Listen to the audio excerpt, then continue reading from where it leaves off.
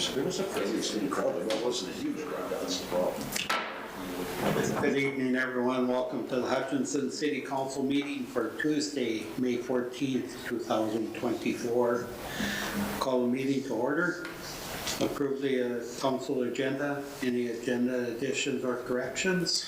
Mayor, Council, I don't have any additions or corrections for you. Make a motion to approve the council agenda. I would second that. Motion by Jay, second by Chad to approve the agenda as presented. Any other discussion? All in favor say aye. Aye. Opposed say nay. Motion carries. Invocation. Guess we don't have one here, so we'll just have a moment of silence, please.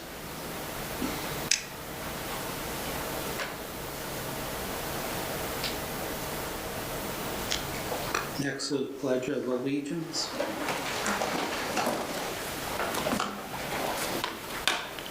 I pledge allegiance to the flag of the United States of America and to the republic for which it stands, one nation, under God, indivisible, with liberty and justice for all.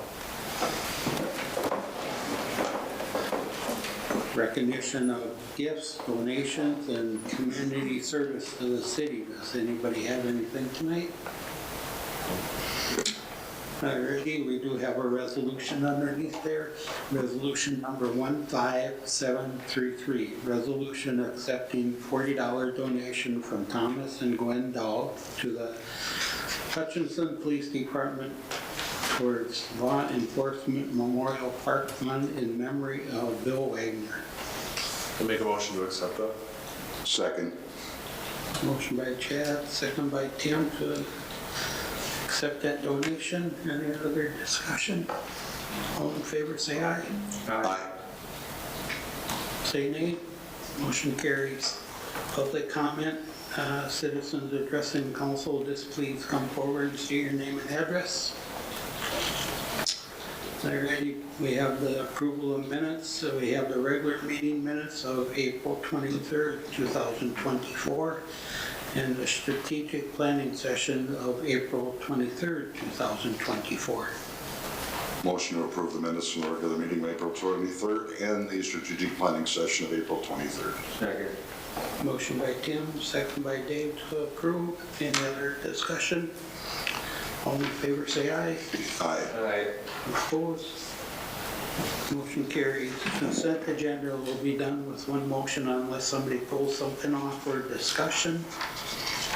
A is approval of a grant contract agreement with the state of Minnesota for Hotel Hutchinson project. B is approval of issuing temporary liquor license to the Hutchinson J.C. Water Carnival from June 13th through the 16th, 2024 at Masonic West River Park. C is approval issuing temporary liquor license for the Bob and Bobber Brewery Company from June 13th through the 15th, 2024 at Masonic West River Park. Approval of D is approval of issuing short-term gambling license to the McLeod County Pheasants Forever on September 18, 2024 at the Bob and Bobber Brewery Company. E is approval of River Song Music Festival July 12th and 13th, 2024 in Masonic West River Park. F is approval of Pottery Festival, Minnesota Pottery Festival on July 27th and 28th, 2024 in Masonic West River Park. G is approval of non-waiver of tort liability limit for general liability. H is approval of resolution number 15731, resolution adopting revised assessment rule. That's SA 5133. I is approval of resolution number 15732, resolution accepting bids and awarding contract for water meter replacement project phase 1. J is approval of resolution number 15735, resolution approving disposal of street department surplus properties. K is consideration for approval of crack ceiling. L is approval of purchasing S66TA Bobcat skid steer loader with gold package for the Price Department. M is approval of stormwater, wastewater, and community resiliency grant agreement. N is approval as SEH supplement agreement for stormwater resiliency plan south. O is approval of out-of-state travel for Creekside employees to attend site visits to Northern Illinois, May 21st and 22nd, 2024. And P is claims appropriation and contract payments, Register A. Anything anybody wants pulled off? Make a motion to approve the consent agenda. Second. Motion by Chad, second by Dave to approve consent agenda. Any other discussion? All in favor say aye. Aye. Opposed say nay. Motion carries. Consent agenda 2, claims appropriation contract payments, Register B. I have a check on there for my business and a check for my son's business, so I'll be abstaining. I would make a motion to approve them.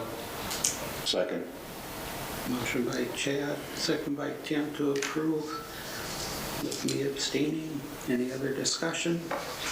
All in favor say aye. Aye. Opposed say nay. Motion carries. All right. Communications requests, petitions. Request from the Gopher Camper Wildlife Sanctuary, and I invited the guys to come down, and since it was in the paper and everything and out in the public, I just want them to come up and discuss where the project is now and with the deer situation.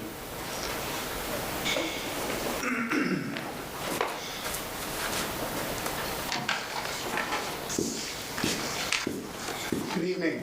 My name is Leon Goldschmidt, 86502 County Road 20, Stewart, Minnesota. Craig Schmaling, 1250 Highway 7 East, Hutchinson. Jake Powell, 23102 Lake Hook Road. Evening, gentlemen. Tell us what your situation is. As you know, I think it was in your packet, they have to put a fence around the fence per the DNR rules. Yes, do you have that or no? Yeah. So Jake's going to give you a little bit, if you have any exact heights and everything and widths and everything, and Craig will tell you where we're at and what we've done so far to raise funds. So the plan is to run a 4-foot fence all the way around the whole outside, 6 inches off the ground, 54 inches tall. It's got to be 54 inches, and it's got to be at least 12 inches away from our fence that we have now. And it's just to prevent saliva transfer from our deer to wild deer. So it's kind of dumb, but Not our idea. it's not our idea. It's the DNR's deal to prevent the spread of CWD, which isn't around here anyway, so, but every deer farm has to do it. Some of the farms farther southern Minnesota already have it done where they actually found CWD years ago. So they didn't have a choice, they had to do it or be done. But now they changed the rule and are making everybody do it. So 54-inch high fence all the way around. And then by the viewing area, we were gonna do an 8-foot high fence for 150 feet with a couple gates so kids can still get in and feed through the fence. So that was one of the main things we wanted to keep. So would the new fence be inside the old fence or Yeah, outside? outside. Okay. And then we'd have a gap in there with grass that we'd have to figure out how to take care of. But it would be 6 inches off the ground, so maybe we can, be easy to get something under there, I guess. But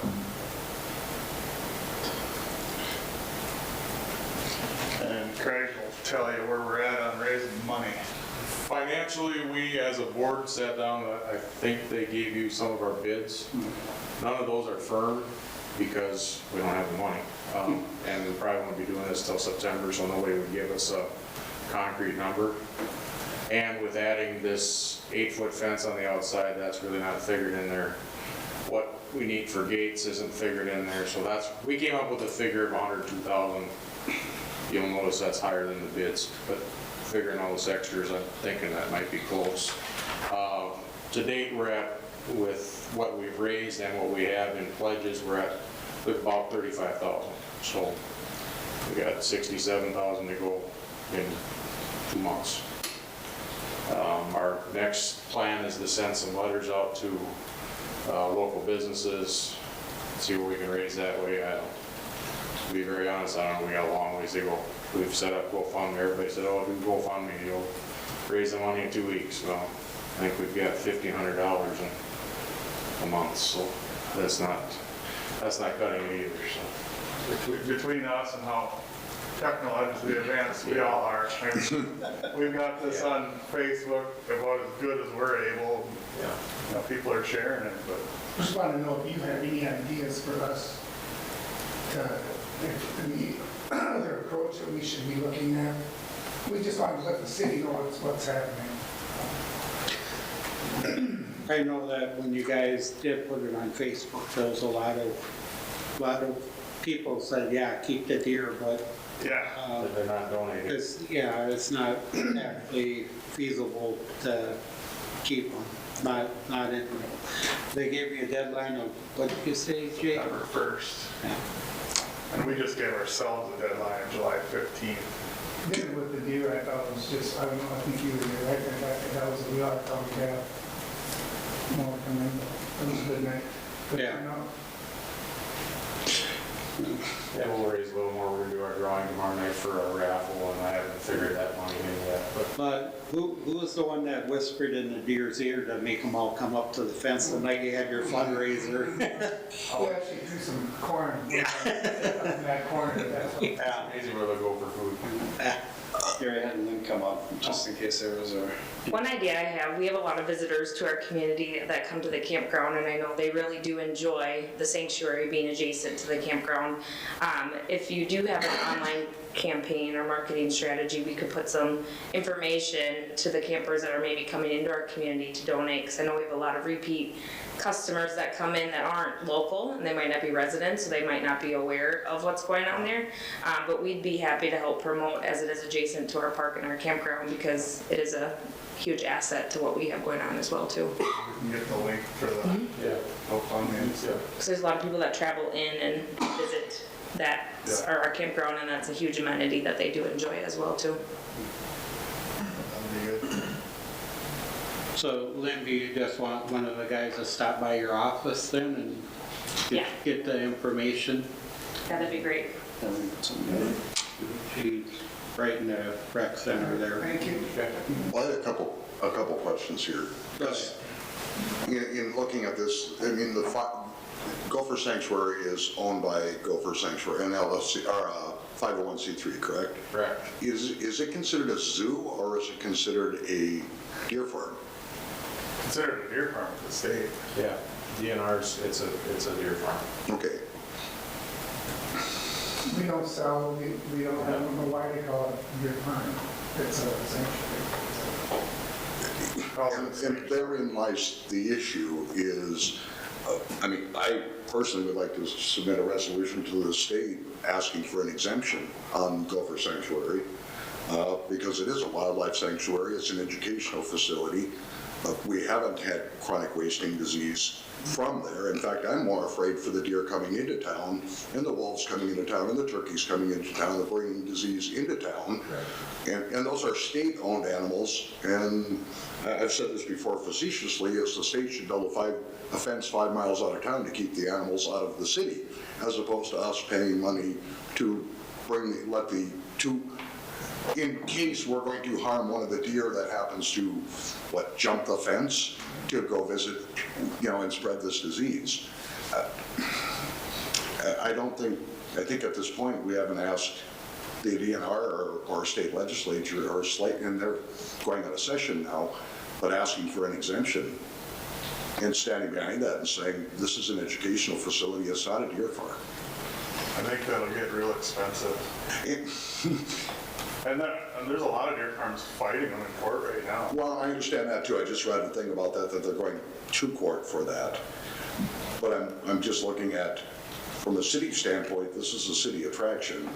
Yeah. Even though it's owned outside of the city, it's still in the city limits. And, you know, I get a little upset because the state loves to throw out unfunded mandates to 501c3s and to organizations that can't afford it when they're trying to do beneficial things for the state, like educating children about wildlife and care of wildlife, especially as we're getting more and more separated in city people. At what point do we draw a line in the sand and say, this is getting ridiculous? Who did you get a hold of, some state?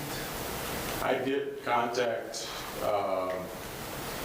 Gruenhagen and, Well, I have to, I've discussed it with both of them. yeah. And the suggestion was to take it to the DNR and ask the DNR for exemption. But that would be my only suggestion at this time is, and it might take away from the whole thing of let's just fundraise and let it go past the distance. But once again, what's the next? Put a cover on it? That's kind of what we're running into with some of the big donors. It's like, well, what are they gonna do in 2 years? I don't know. I don't know. I think the fence should hold them over for a little while. Fence that we don't need. And like I said, I don't want to be the disruptive, oh my God, but there's a certain point where common sense, we're losing sight of common sense in And education. the only reason we're trying to raise money is because everybody in town wanted to keep them. And that's what we're seeing. We see a huge community response. I mean, I've had more mothers and contact me about, you know, this is where we take our kids. You go sit out there for a couple hours and you see how many people travel there and visit and, you know. Absolutely. So how do they determine whether it's a deer farm or a sanctuary? Anybody that has captive deer Okay. is considered a deer farm with the DNR. One or Because I don't know, like, if you call it a zoo, is there still gonna be a requirement for? the zoo's got the same rules. Because they're considered the same thing. And that was what, when we still had Virgil, he was always so mad at the DNR. He's like, we need an exemption. I'm like, dude, call them. They look at us just like everybody else. They Do don't- exemptions even exist? What's that? You know, do exemptions even exist? You know, it's fun I to don't say even- ask for an not that exemption, I've is that a heard. thing? I mean, them guys don't bend rules for I nothing. know there's organizations that have asked for exemptions and got them before. For this exact thing? Not along the same terms, but I mean, if we can explain it, and I think you gotta get it to the right person because there's so many people in the DNR that just pass the buck. Don't You never find out where that buck goes. or they don't call you back Right. because they don't want the contentious thing. And it's, listen, I just want to ask questions. The point of the matter is I don't know if it would be a harm to ask for an exemption No, that's just what you and send have. that up the chain and Because see. I know the guy in front of the deer, I know what he's gonna say. But we gotta get the guy upstairs, whoever that is, and ask him. Right, have you guys reached out to the DNR? Oh, yeah, I'm in charge of the deer with the DNR, and I gotta talk to them quite a bit. Sure. They just added a third person, so it's 3 people taking care of all the deer farms in the state. Sure. So that they, like, given any feedback that an exemption's possible? No. It says, Or you never went down that avenue yet? I've asked them, I said, dude, we're not buying and selling these, like, we're just eating them and looking at them. Like, kids come down, they can see what a real deer looks like. Yeah. Yeah, so I mean, I've talked to them about that many times, but there's just no leniency. And you can never give me anyone to talk to over it, you know? Did you get anywhere when you? I don't get a call back. No. And like I said, I think it's the point where you draft a letter to them and request it and see what your response is back, that it's in writing and the reasoning behind the writing, but then also in that exemption, you explain that it's a zoo and what it's needed for, and that it's a community thing, and then put the onus back on them of what are you doing with your deer to protect our deer from chronic wasting. Yeah. Yeah, why don't we put up a fence? But, Like, like I said, it's so much of a back and forth thing, but when we look at it on the other, what sense does it make to spend $105,000 from a 501? Put a fence around a fence? Put a fence around a fence. Collect garbage. Yeah, it's gonna be a mess in a year or two. Yeah. I'll guarantee you that. Well, we can try that. What Grunhagen, did you get to talk to Grunhagen then? I talked to Grunheim, but I talked to Gilman and brought up the exemption, or requesting the exemption, and she said, go for it, because it could work. Right, but it could come from them, though. You know, like, if Don or Glenn wanted to do some legwork, it would mean more if they did some legwork. Right. That would Unless be, I read Glenn completely wrong. He doesn't even know there's a sanctuary in Hutch, or he didn't. I 100% agree, and that shows how weak some of our local people can be. But Don does, but he didn't. yeah, but we could talk to Don about, Yeah. Representative Gilman about drafting. I'm sure she would sign on to it. I mean, I'm not going to speak for her, but I think I would sign on to it. Maybe draft up a I'm letter and see rolling if they put their name to it. Try that. Is this something the city, you thinking, or we should do? who's got a good? We can easily do a letter of, we can do a resolution, of support from this. I think we can partner with you guys in something along those lines. Yeah, we need a That's good nothing, letter writer. yeah, that's not anything that's too difficult for us to put together. It's not so much the letter writing, it's putting down the facts. Yeah. And that would be something you'd have to sit down with somebody who would, I sat down with the Gopher Campfire book, okay, there's not enough facts in there to go on. It's, listen, there's never been, how many chronic wasting disease issues have we ever had at Gopher Sanctuary? How many other diseases, animal-borne diseases have we had at Gopher Sanctuary? How long have they been in place? If you had chronic wasting disease, I can imagine if there was chronic wasting disease at the sanctuary, every one of those deer would be put down. Yeah. How many heads have we? What is the contingency plan? So that would be what you document of that, listen, we're in the middle of a city. We're not out in a farm 10 miles out from the city where wild deer are coming in. Well, they do, because my phone rings from the sheriff's department every year during the rut, saying deer got out. And I run to town, me and my daughter will get out of the deer stand, because it's typically an opener. There'd be buck pacing on the inside of the fence and tracks all over in the ball field. So, they're coming from Texas Avenue up in that area, I'm sure. Oh, yeah, there's deer in town. We see them all the time. I mean, it's a question of, but it's not the Gopher Sanctuary deer that are running around in the streets. Right. It's the state's wildlife. Same with your turkeys? They're not my turkeys. They're not our turkeys. They should be Thanksgiving turkeys, but they're in the community. Sometimes they become Thanksgiving turkey. Well, I guess that kind of what we're coming up with. I can put together a resolution of support in regards to the wildlife sanctuary. We can even have a conversation with staff of trying to help draft something, so.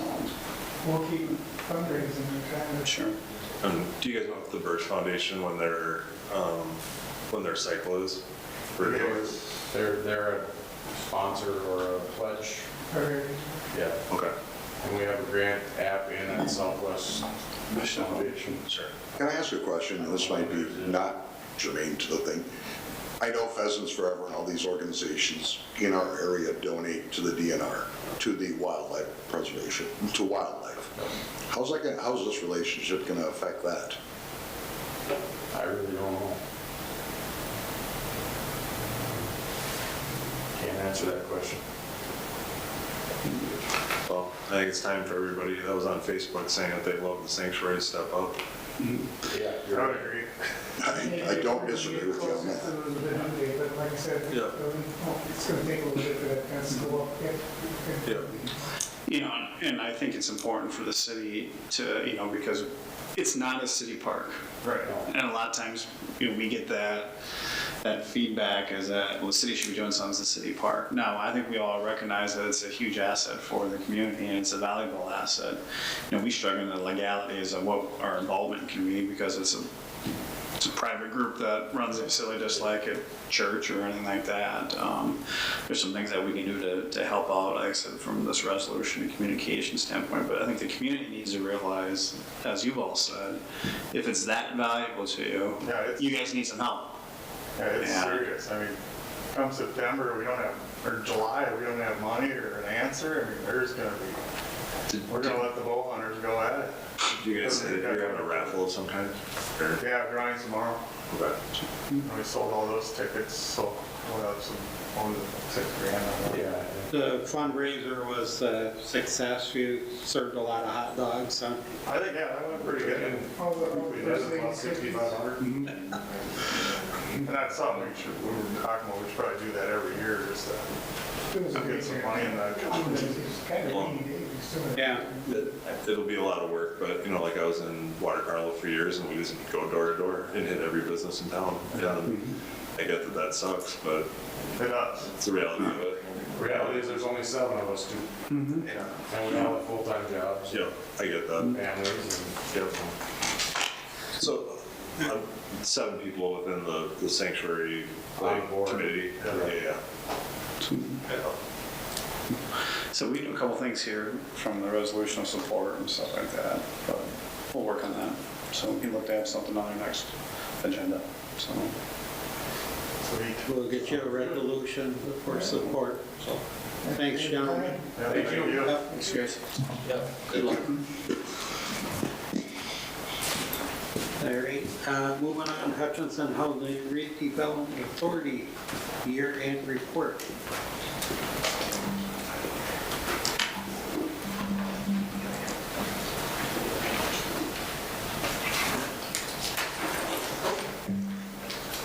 Hello, I am Judy Fleming, the Executive Director for the Hutchinson HRA, and I'm here to do the annual report for you. Just a little refresher, the Hutchinson HRA was established and formed by the Hutchinson City Council in 1969. We own and manage Park Towers Apartments, and we also administer the housing programs for the city of Hutchinson. Every year, we collect different housing data and we do comparisons. So this is our rental data from our last survey. And as you can see, our vacancy rate is still below the recommended 5%. And just so you know, the average rents, they stayed the same. They didn't change a lot from our survey this year, 2023. Another piece that we always look at and compare is our home resales. And it did go up a little bit. It was 244 in 22, and it went up to 246 in 23. I find, because I kind of like data, that it's interesting that the largest portion of the pie for the resales is up to the $300,000 to $400,000 houses that we had in resales. Can I ask a quick question? Does this include refinances? It's resales, it's where they Okay, sell. resale, not refinance. Yep. Okay. Yep, they sell the house. And another, I mean, we all have been monitoring and looking at the mortgage rates. At the beginning of the year, they were 6.48 and they ended at 6.61 again. What are they at right now? They haven't changed much. Sure. I don't know, it's kind of sad. But they are talking that they will go down, but who knows? Speaking of going down, our foreclosures went way down, and that was something that the realtors in the Twin Cities areas thought, with the prices being so expensive and the costs and everything, that we'd be seeing foreclosures go up in 23, but They went way down for our area, but we'll see what happens next year. So some of our accomplishments is, we're gonna start with Park Towers. I'll do the tenant demographics. It has changed a lot since the conception of Park Towers. Right now, our average age of our tenant is 56. The income is, for the biggest category is the very low, which is 50% of our area median income. We had 16 move-ins and 13 move-outs and 1 transfer from a regular unit to a handicap unit that came available. That is down from last year, or 22. One thing, we're always doing different projects at Park Towers, and one of them is always miscellaneous plumbing and heating because it's a 1969 building. But one project that I'm very proud of is we got a grant to replace the Federal Pacific electrical panels in the remaining units that had them, which is the 57. Another really important thing that our board wants is that we are at turns, we're removing the carpet and the old flooring and we're putting in vinyl planking. That's a healthy homes type of situation. And we're also, one of our energy efficiency things is our water saver toilets. We put in water saver toilets, but they have to be power flush. Some of our accomplishments in '23 for city center operations was our big focus was on our city home improvement program grants. These are upfront grants that homeowners got. We had 5 of them started in '22 that completed in '23, and then we had 4 additional projects. Another thing that we were talking about in our strategic plan is that we work with the state for different programs, and so we bring money into the community with these different programs. So Minnesota Housing is one of our big partners, and we this program here is for very low, the rehab loan program, and it is intense where we work from the very beginning helping people get qualified for the program, and then we walk them through each step of the construction all the way to the end. So we're involved in from point 1 to the very end. And we didn't get any, because they are pretty intense, we didn't get the applicants going in '23, but we're moving forward tomorrow with one of our projects. And one of our new adventures that I don't know, I'm sure you guys are familiar with because you're part of it. We, the Hutchinson HRA moved a 2-bedroom, 1-bath Rambler that was donated by the EDA, the City of Hutchinson, to a vacant lot that the HRA owned out at Island View Heights. We put in a basement that has egress. It's unfinished so that they can, the new home buyer can have their own expansion space and make whatever room they want when they can afford it. We added a 2-stall garage onto the home, and that is finishing up shortly, so it's pretty exciting. We're going to be working with a realtor, so the home will be owner-occupied, selling to a home buyer that we've kind of set an income limit at or below the McLeod County area median income, which is a little over $100,000 for the family. Priorities in '24. So at Park Towers, we switched in 2021 from public housing to multifamily, and we're still working through all of the processes that we need to do for that program. It's still HUD, it's still funded from HUD, but just a different department. And they're also doing a lot of changes, so we're going to have lots of staff training. We're already going through that. Gary can attest to that. And then a lot of policy changes that will have to follow the HUD rules. We'll continue doing our updates to our units at apartment turnovers. Some of our potential improvements, this one's gonna be a big one and it has to be done soon, is we have keyless entries to the apartments in the building, so they have a card or a fob. And that whole system needs to be updated, so every unit and all of our entry doors. We'll be doing some roof repairs for the building and our detached garage, and then of course there's always flooring that needs to be replaced.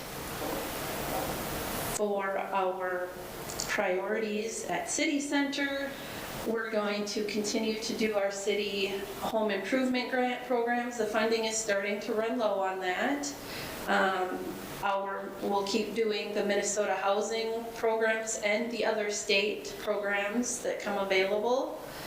I'm excited with last year's legislation. A lot of new state housing programs and funding are going to be coming out, so we're going to follow that and see what we can bring into the city here. We'll continue marketing all our programs citywide for our programs. We'll also be identifying and seeing if we need to do any more rental rehab programs. One of the other things, people are thinking outside of the box right now with housing because of the cost. We're going to keep investigating and monitoring and watching and learning from other communities the innovative home building concepts. There's a lot of talk about panel components that can be pre-made and then the total modular systems. We are going to explore different resources because we just went through all our strategic planning, so we want to make sure that we address some of the ideas that we identified in the strategic planning and that are in our market analysis from our housing plan. And that's it. Judy, one of the questions that we hear from time to time is about the HRA building housing in town, and I think that's a misperception of what one of your responsibilities is. Can you address that? So, just about what your I think there's this assumption the HRA is here to build homes, but that's not the case. So. In the past, we did partner with the high school to build a couple single-family homes, but we're not funded directly for anything large-scale housing building. We can work, we know like some state contacts and things like that we can help and be a resource to developers, help them find different people to talk to for funding and stuff, but we don't. But it's not a main function of the It's HRA. definitely not a main function of the HRA.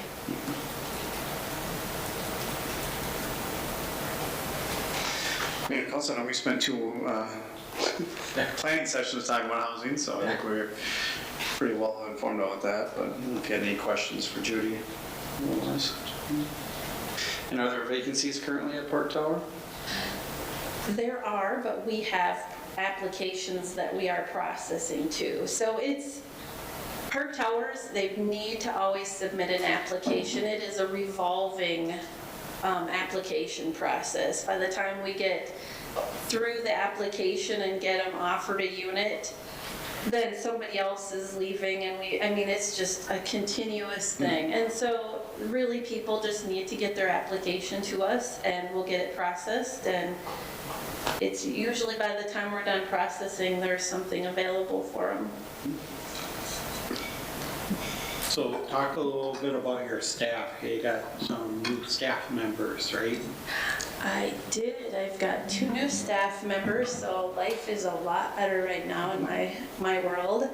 A new housing specialist. She started in February over at Park Towers, and she is jumped in and coming up with new organizational ideas and getting things streamlined for application processes, and it's a really good thing. And just 2 weeks ago, our housing technician here at the city office has started. And once again, we've got a big project closing tomorrow, one of those RLPs where we are intense and involved in each piece of it. And she has, once again, got everything all organized, and it's a good thing right now.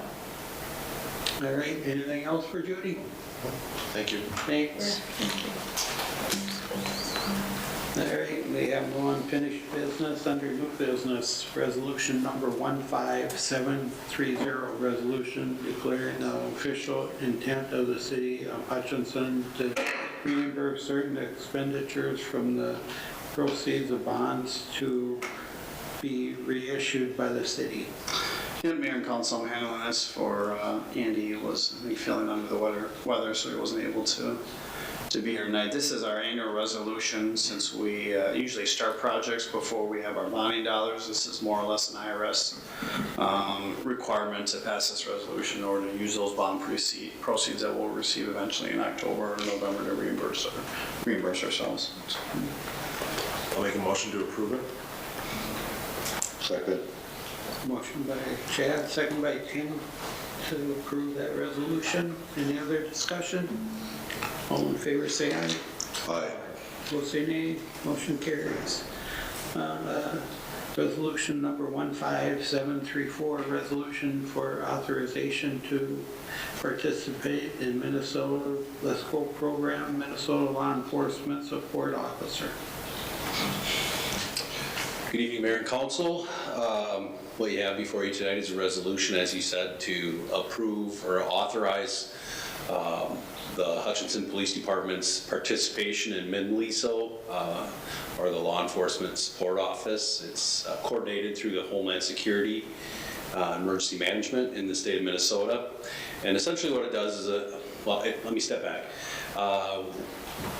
The Hutchinson Police Department's already been participating in this program for probably 20 plus years. There's been some recent rule changes that have gone along, and now in order to acquire larger pieces of equipment, they want to make sure that the city council is aware of what the police department's doing. And so this new requirement has come about because of that. We also have our eyes on a piece of equipment that we're trying to acquire, and so that's why this is coming before you tonight. So I would ask that you approve the resolution. Tom, do you want to maybe share a little bit about what that piece of equipment is? I think we shared about 6 months ago what we were looking at, and it's kind of one of these you kind of wait and see, and then you finally come up. Turkey gun? So, how did you hear that? No, what was that? Turkey gun. Yeah. Let me hear. Hang on a second. Okay. So the specific piece of equipment that we're trying to obtain is an armored rescue vehicle. The military refers to it as an MATV, which is a smaller version of an MRAP, or it's a vehicle designed to be bulletproof and bomb-proof. We're not so much concerned about the IEDs, but we are concerned about rifle fire and that type of thing when we're doing high-risk incidents. Over the course of the last probably year and a half, we've had incidents, many close calls, but incidents in the county where deputies and officers have been shot at. That is becoming more and more common during search warrants and that type of thing. This is an opportunity for the city of Hutchinson to acquire a piece of equipment that costs the U.S. government $700,000, and we would be paying $0 for it, other than some small repair and having it transported from the state of Ohio. I do have a couple pictures here for you. That is its current condition as it sits in a repair shop in Ohio. Maybe a little bit more about this vehicle in particular. It has a passenger pod that's kind of separate from the chassis that is bomb-proof, so there's 3 different levels of armor. All the windows obviously are bulletproof, explosion-proof. The low miles on it, but my understanding is it became the victim of dead batteries and somebody jump-started it in the wrong manner and fried a couple electronic parts. So, so that's what we have to repair once we take possession of it. And we're kind of working on the logistics of that right now. There's just a couple other pictures, same vehicle, different side, and then that's just the rear of the vehicle. Again, we look at it more as a armored rescue vehicle than the way the military would use it is more of an offensive weapon. It's more for us just to provide a safe transport for our officers in a rescue type situation, or we have a downed officer or something like that. And is that something you would drive to the site, or does that thing have to be trailered? Nope, it travels 60 miles per hour down the road. It's 20 feet long, 8 feet wide, and about 8 feet tall. So it's 35,000 pounds. So is there a close one to here or not, or this one? Ohio is the close one. Well, the nice thing about the one in Ohio, although it does not currently run, it has been outfitted for law enforcement use already, whereas normally you would be acquiring something from the military that would require quite a bit of time and effort and money to equip it for law enforcement use. I think what Gary's getting at is that there, in regards to other law enforcement agencies, anything in the area. Okay, sorry. Yeah. The McLeod County actually has a Bearcat, which is a purpose-made armored rescue vehicle that they purchased 2 years ago. So there are armored rescue vehicles in the area, but we definitely see a need for us to have one as well, especially in high-risk entries and that type of thing where you're approaching from two different sides of a structure or something like that. So I think that'd be a great asset for the police department to have. Yeah. One final thing with the MNLESL program.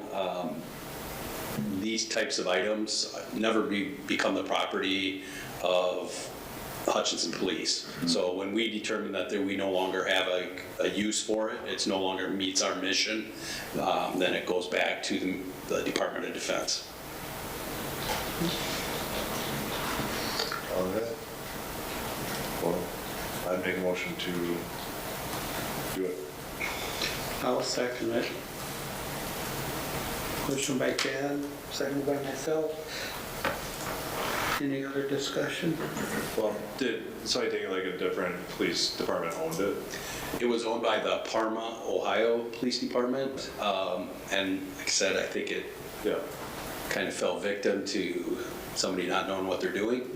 And my understanding is they since have acquired two others that they bought, a Bearcat and a Bear, both made by the Lenco company at a cost of about $750,000 for the pair. So it's a great deal for us, but And we're 100% confident we can get her going? yeah, well, 99%. We'll hold That's that 1% that covers, but in case it doesn't. We'll hold you to that. Worst case scenario would be that we have it hauled here and then we can't get it going, so we're into it for what it cost us to get it here, and then we just let the Department of Defense know it's back in their lap and they can figure out a different home for it.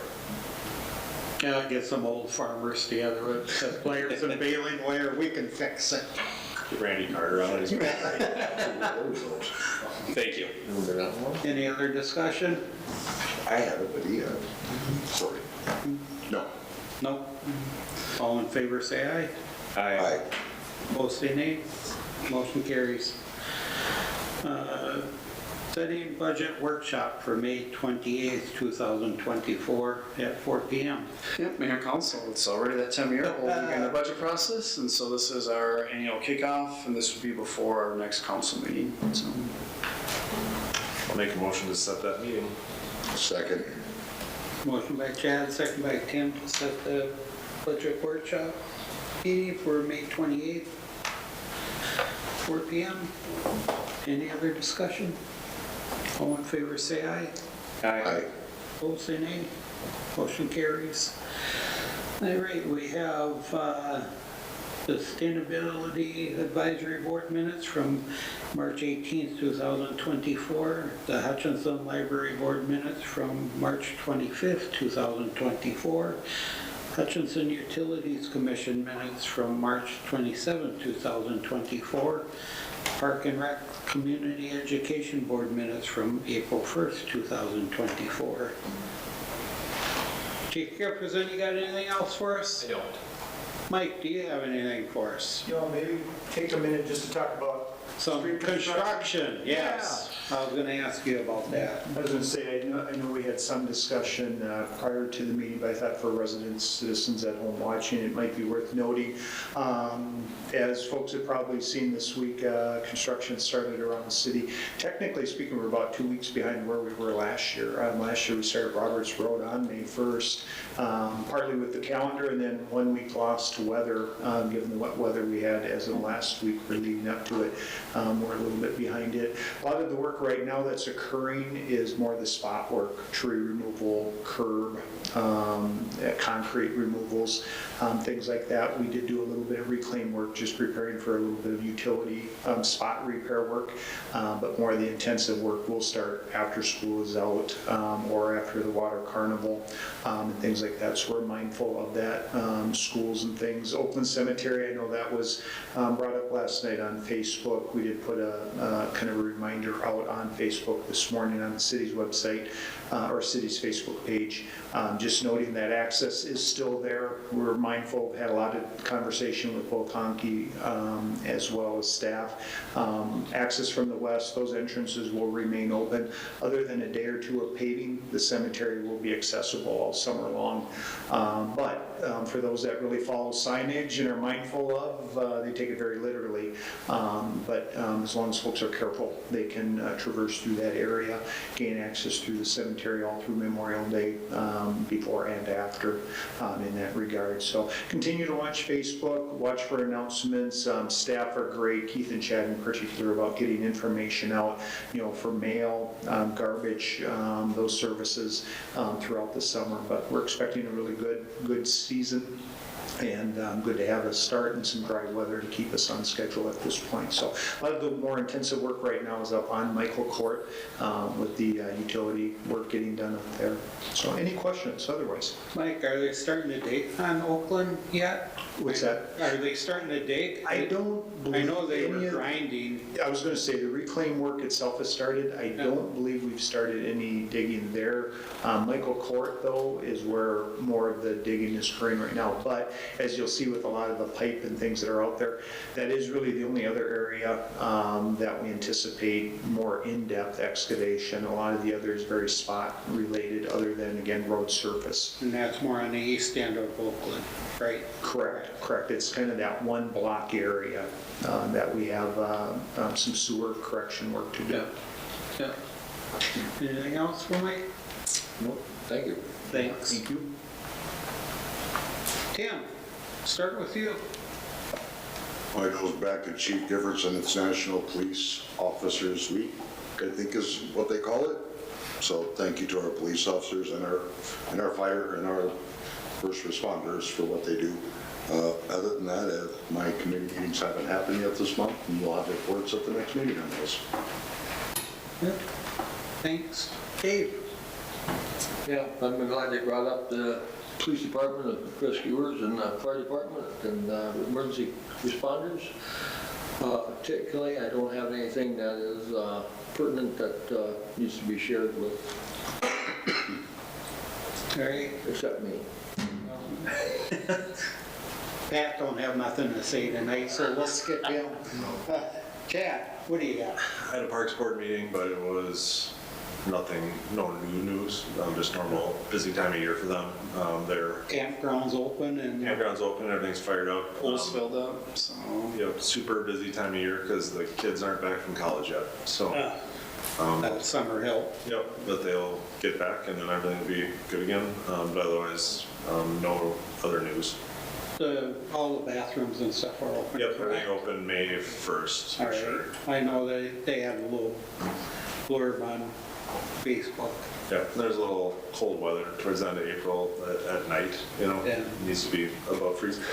But Got things open and ready to rock and roll. All right, sounds good.